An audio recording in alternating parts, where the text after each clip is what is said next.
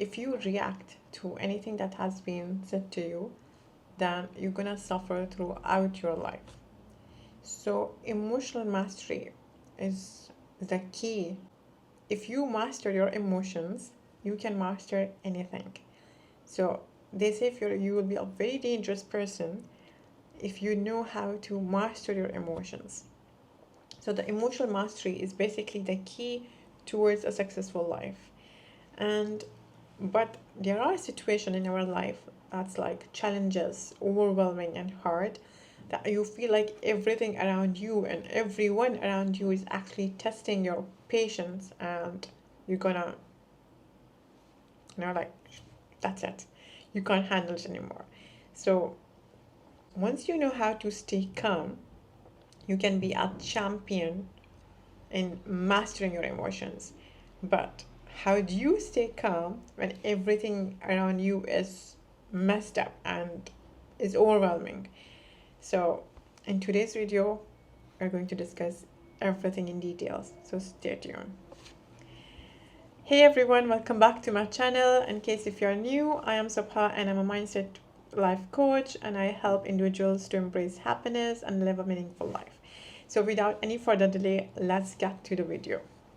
So today's video is all about how to stay calm in stressful situation and circumstances, and basically how to master your emotions. And I started with a quote. I think I will probably write it here somewhere, because that quote is so important. I mean, each one of us, we know that we have different set of emotions, and each emotion of ours is a reflection of what is being said to us, how we perceive the information, and how we are going to react. So there are two things basically. There's something called reaction and there's something called responding. They are completely different. So when something is being said to me and I hear it and I feel bad about it, and without any thinking or without any, like pausing, I'm just going to react impulsively. See, I'm going to react, right? This situation, I'm not going to respond them clearly. So what I'm saying, I'm not even being aware of my thoughts or my words. I'm just saying, like, reacting. But on the other side, if I am calm, if I know how to master my emotion, so whatever is being, said to me, like everyone is like, those thrones are coming here, but it's like it's coming here and it's going back. And in that situation, nothing is affecting me. And I'm calm, I'm composed. And in that situation, I'm going to respond clearly with my values. And I know what I'm going to say and how I'm going to say it. So I'm pretty much aware of what I'm going to say. So you see a difference. And definitely when you want to master the emotion, I mean, you're watching this video because you want to master your emotion and you want to stay calm in those situations. So how are we going to stay calm in those situations? So you see the reaction when we are being told something which we don't like it, or so there are two things: something which is being said to us, and something that has been we perceive as a personal attack. They're completely different. So maybe someone is saying something clearly very normal, but maybe I'm taking it or perceiving it as a personal attack. So they're completely two different things. And because of that, I'm going to respond or react in a completely different way. So let me clear something here, that emotions are not bad things. Our emotions like anger, sad, frustration, whatever they are not bad things. They are just data, information that telling us I'm feeling this and you should respond this. Basically your anger is when like someone disrespect you. So your anger is a reaction towards that disrespectfulness. So it is not a bad thing. There is no emotion good or bad. I mean, there are happy, like cheerful things, emotions, and there are sad, anxiety, frustrated and anger. But all of this, it has to be balanced. You know that there is a movie on this, on our emotions, and saying basically how each emotion is so important, and it's completely the bad emotions, there's nothing as bad or good emotions, and how each emotion is actually very important for us to navigate and to move forward in our life. So basically, when something is being said to us or when we perceive something, our brain always have two, you can say, response. One is fight or flight. You either fight for it or you either flight for it. So both of them are not good. So in flight mode, you might escape the frustration or anger, but some places you not going to, it does not going to work in that way. I mean, in some places you need to respond of what has been said to you. For example, let's say in your professional meetings or interviews, if something said to you and you're being upset and angry and you're just going to walk away, no, maybe you don't have this option to just walk away. So how do you going to respond in that situation? So pause is the answer, is the key. So when we pause, that's basically giving some time, and that's going to shift our brain response from fight or flight mode to actually giving a better response. So the pause is the key. The pause is basically the answer. So if you don't want your brain to just give you something impulsively, or if you don't want your brain to just say, run, I can't face it, I can't do it, just run. Just pause. Pause for 2 seconds at least, but pause. Before saying your reaction or response, just give yourself a pause. Because that's going to shift your brain response. And then what's going to happen is, if you can, so you take a deep breath, 4 second inhale, 4 second hold it, and 4 second exhale. That's even going to make it better. Okay, so you know that pause is the solution, but that solution comes when you are in such situation that you need to do, like directly you need to say something, or you need to respond. But let's go before this. Let's go a step before this, and that is awareness of your emotions. So, for example, you should know that throughout your day, what kind of emotions you had, and what actually make you feel angry, and what actually make you feel frustrated. So, when you know all your emotions, you are aware of them. So, you know that very well, and you know that when what triggers you to have these emotions. So once you are aware of your triggers and once you are aware of your emotions, and now it's a time you need to practice. You need to practice what? You need to practice pause.